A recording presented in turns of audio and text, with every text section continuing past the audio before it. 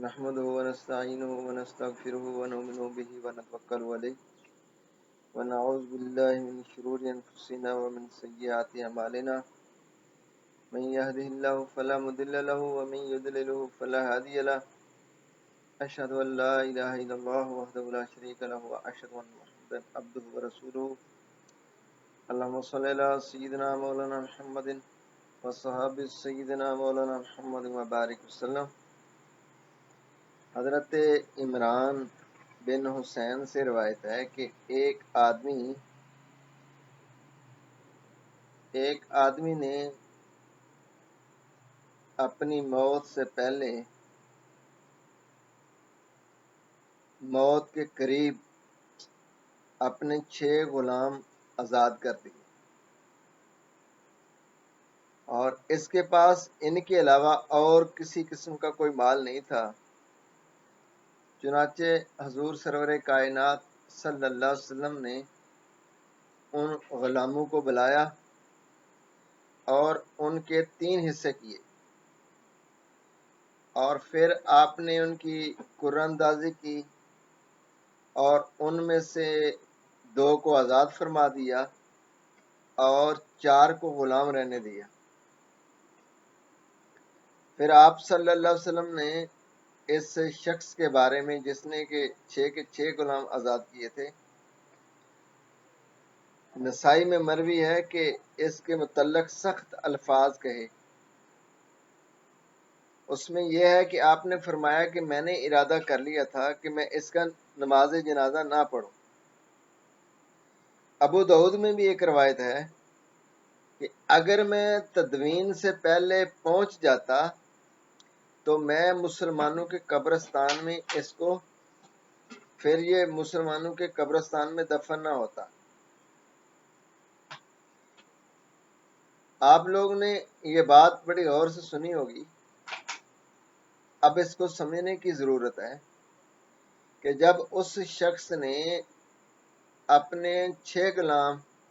چونکہ ان کے علاوہ اس کا کوئی مال نہیں تھا، اس نے سارے کے سارے خیرات آزاد کر دیے، تو یہ کوئی برا عمل تو نہیں تھا نا، اچھا ہی عمل تھا۔ پھر نبی پاک صلی اللہ علیہ وسلم نے اس عمل کو دیکھ کر غلاموں کو آزاد کرنا اچھا عمل ہے، برا نہیں ہے، لیکن جب آپ نے دیکھا کہ اپنے جو وارث ہیں ان کے لیے کچھ نہیں چھوڑا جا رہا، تو آپ نے ان سب غلاموں کو واپس کیا۔ اور قرآن پاک میں جو وراثت کی تقسیم ہے اور آپ کے ارشادات ہیں، ان کی روشنی میں جو آپ فرماتے ہیں کہ تیسرے حصے میں وصیت جاری ہو سکتی ہے، چونکہ وہ مرنے کے قریب تھا اور وہ سب کچھ اپنی زندگی میں ختم کر کے جا رہا تھا اور اولاد کے لیے کچھ بھی نہیں چھوڑ رہا تھا، تو نبی پاک صلی اللہ علیہ وسلم نے ان غلاموں کو بلایا اور ان کے 3 حصے کیے، پھر قرعہ اندازی کر کے 2 کو تو آزاد کر دیا اور 4 چھوڑ دیے، اس لیے کہ اس کے جو وارث ہیں ان کو ایسے نہ چھوڑ دیا جائے کہ وہ ان کے لیے کوئی کام کرنے والا نہ ہو یا ان کی مدد نہ ہو سکے، تو اس لیے آپ کی وصیت ہے، یہ آپ کا فرمان ہے کہ اگر کوئی موت کے قریب ہے یا مرنے سے پہلے اپنا سارا مال اللہ کی راہ میں خرچ نہ کرے، یہ پسندیدہ عمل نہیں ہے، یہ اچھا نہیں ہے۔ اسی لیے 2 روایتوں میں جو الفاظ ہیں وہ کتنے سخت ہیں کہ میں اگر موجود ہوتا تدفین کے وقت تو یہ مسلمانوں کے قبرستان میں دفن نہ ہوتا۔ اور پھر آپ نے یہ بھی فرمایا کہ میں نے ارادہ کر لیا تھا کہ اس کا جنازہ نہ پڑھوں۔ وہ نبی جو بہت رحیم اور شفیق ہیں، یہ ان کا فرمان ہے، تو اس سے کیا ثابت ہوا کہ ہم اپنی اولاد کو ایسے نہ چھوڑیں بے سر و سامانی کی حالت میں کہ ہم جا رہے ہوں اور وہ مانگ رہے ہوں لوگوں سے یا لوگوں کی طرف اپنا منہ دیکھ رہے ہوں، اور مرنے والا کہے کہ میں نے اپنی زندگی میں اپنا حصہ جو ہے وہ ختم کر دیا ہے، بلکہ وارثوں کے لیے کچھ نہ کچھ چھوڑا جائے۔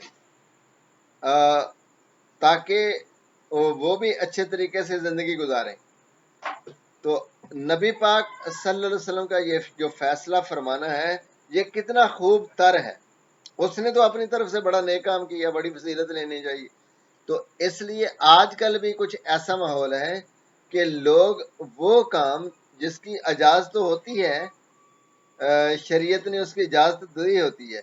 لیکن اس اجازت سے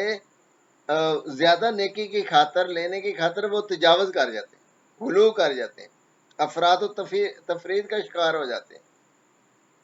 تو اس حدیث سے یہ ثابت ہو رہی ہے بات کہ جیسے حکم ملے ویسے ہی کرنا چاہیے، اپنی عقل کے گھوڑے نہیں دوڑانے چاہیے، اور نبی پاک صلی اللہ علیہ وسلم کا طریقہ یا آپ کا ارشاد جو ہے وہ سن کے پھر اس کے مطابق کو فیصلہ کرنا چاہیے۔ امید کرتا ہوں کہ آپ سب کو یہ بات اچھی طرح سے ذہن نشین ہوگی۔ السلام علیکم ورحمۃ اللہ وبرکاتہ۔